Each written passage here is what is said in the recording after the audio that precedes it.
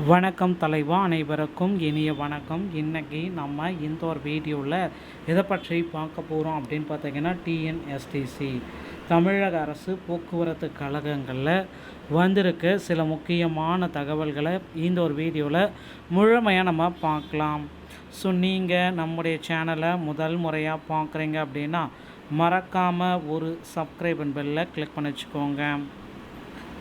So போக்குவரத்து கழகத்தில் இந்த டிஎன்எஸ்டிசி அப்படின்னு சொல்லக்கூடிய இந்த போக்குவரத்து கழகத்தில் 28,000க்கும் மேற்பட்ட காலி பணியிடங்கள் இருப்பது உண்மைதானா?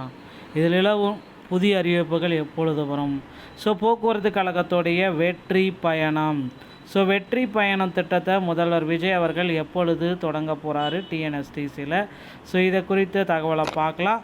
தமிழக அரசு போக்குவரத்து கழகத்தில் டிசிசியோடைய ஊழல் முறைகேடு 2025 டிசிசி நியமனங்களில் ஊழல் நடந்திருக்கு.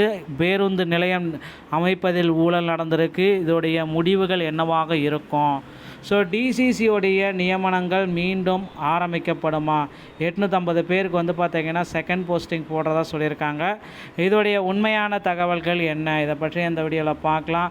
டிஎன்எஸ்டிசி 2026 உண்டான நோட்டிஃபிகேஷன் எப்பொழுது வெளியிட போகிறாங்க? இது எல்லாம் இந்த வீடியோவில் பார்க்கலாம். டிரைவர் கம் கண்டக்டர் அப்படின்னு சொல்லக்கூடிய அந்த டிசிசியோடைய நியமனங்களை தமிழக அரசு போக்குவரத்து கழகங்கள் சிறம்பட நடத்திட்டாங்க. தமிழக அரசு போக்குவரத்து கழகத்தில் 2025 3274 பேருக்கு, ஓகேங்களா? இந்த 3274 இந்த பீப்புள்ஸுக்கு பார்த்திங்கன்னா இன்டர்வியூ எல்லாமே நடத்தினாங்க. இதில் பார்த்திங்கன்னா செலக்டட் கேண்டிடேட் பார்த்திங்கன்னா வெறும் ஒரு 2500 பேர் பக்கம் மட்டும்தான் செலக்ட் ஆகிருப்பாங்க. மீதி எல்லாருமே பார்த்திங்கன்னா இன்னும் மெரிட் லிஸ்ட்டில் வந்த கேண்டிடேட் யாருமே இன்னும் செலக்ட் ஆகவே இல்லை. இதுதான் இதில் இருக்கிற திடீர் திருப்பங்கள். மெரிட் லிஸ்ட்டில் அந்த கேண்டிடேட் யாருமே இன்னும் செலக்ட் ஆகலை. இன்னும் பார்த்திங்கன்னா அந்த டிஎன்எஸ்டிசியோடைய ஓட்டுநர் பயிற்சி பள்ளி வாகனத்தை இன்னமும் ஓட்டிகிட்ருக்காங்க. எதன் அடிப்படையில் கிட்டத்தட்ட ஒரு 3 மாதங்களாகவே இவர்கள் பேருந்தை ஓட்டிகிட்டு இருக்காங்களே, எதன் அடிப்படையில் இவர்களை தேர்வு செஞ்சாங்க? இந்த மாதிரி ஒரு வெள்ளை அறிக்கை பார்த்திங்கன்னா டிஎன்எஸ்டிசியில் இன்னும் வெளியிடப்படவில்லை.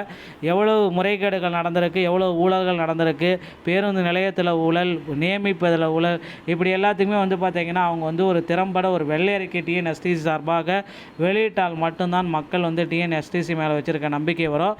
முதல்வர் விஜய் அவர்கள் இதற்கு ஒரு சீக்கிரமாக ஒரு முடிவுக்கு கொண்டு வருவார் அப்படின்றத நம்ம எல்லாருமே எதிர்பார்க்கலாம். கடந்த ஆட்சியில் நடந்த முறைகேடுகள், ஊழல்கள் எல்லாத்தையும் கொண்டு வருவார்ன்றதை எதிர்பார்க்கலாம். முதல்வர் விஜய் அவர்கள் வெற்றி பயணம் திட்டத்தை தமிழக அரசு போக்குவரத்து கழகத்தில் எப்பொழுது தொடங்க இருக்கார்? இதுதான் இப்போ எல்லாருமே கேட்குறது. அனைத்து பேருந்துகளிலும் மகளிருக்கு இலவச திட்டம் எப்பொழுது தொடங்கப்படும்? வருகின்ற ஜூன் 15ஆம் தேதி முதல் இந்த திட்டத்தை தொடங்க நிறைய வாய்ப்புகள் இருக்குது. பொறுத்து நாம் பார்க்கலாம். டிஎன்எஸ்டிசி 2026 28,000 காலி பணியிடங்கள் இருக்காமே, உண்மைதானா?